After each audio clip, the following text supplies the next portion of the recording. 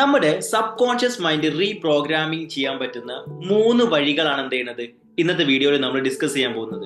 First of all, നമ്മളെ മനസ്സിനെ 2 ഭാഗമാക്കുകയാണെന്നുണ്ടെങ്കിൽ അതിന് കോൺഷ്യസ് മൈൻഡും ഉണ്ട്, സബ് കോൺഷ്യസ് മൈൻഡും ഉണ്ട്. അതിൽ കോൺഷ്യസ് എന്നുള്ളത് വെറും 10% മാത്രമാണെന്നുണ്ടെങ്കിൽ സബ് കോൺഷ്യസ് 90% ആണെന്ന് പറയാറുണ്ട്. അതായത് നമ്മളെ ജീവിതത്തിൽ ഏകദേശം 90% കാര്യങ്ങളും കൺട്രോൾ ചെയ്യുന്നത് നമ്മളെ സബ് കോൺഷ്യസ് മൈൻഡ് ആണെന്നുള്ളതാണ്. അതുകൊണ്ട് തന്നെ ഈ സബ് കോൺഷ്യസ് മൈൻഡിനെ നമുക്ക് എങ്ങനെ റീപ്രോഗ്രാമിംഗ് ചെയ്യാൻ പറ്റും എന്നുള്ളതിനെ കുറിച്ചിട്ടാണ് എന്ത് ചെയ്യുന്നത് ഇന്നത്തെ വീഡിയോയിൽ നമ്മൾ ഡിസ്കസ് ചെയ്യാൻ പോകുന്നത്. സോ ഫസ്റ്റ് മെത്തേഡ് എന്താണെന്ന് വെച്ചാൽ വിഷ്വലൈസേഷൻ എന്നുള്ളതാണ്. നമ്മൾ എന്താണോ ലൈഫിൽ നേടിയെടുക്കണം എന്ന് ആഗ്രഹിക്കുന്നത് അത് നമ്മൾ കണ്ണടച്ചിരുന്നിട്ട് നമ്മളെ സബ് കോൺഷ്യസ് മൈൻഡിന് മനസ്സിലാവുന്ന രീതിയിൽ സബ് കോൺഷ്യസ് മൈൻഡിന്റെ ലാംഗ്വേജ് ആയിട്ടുള്ള ഇമേജും ഇമോഷനും ഉപയോഗിച്ചിട്ട് നമ്മൾ എന്ത് ചെയ്യാണ്, കണ്ണടച്ചിരുന്ന് കാണുക എന്നുള്ളതാണ്.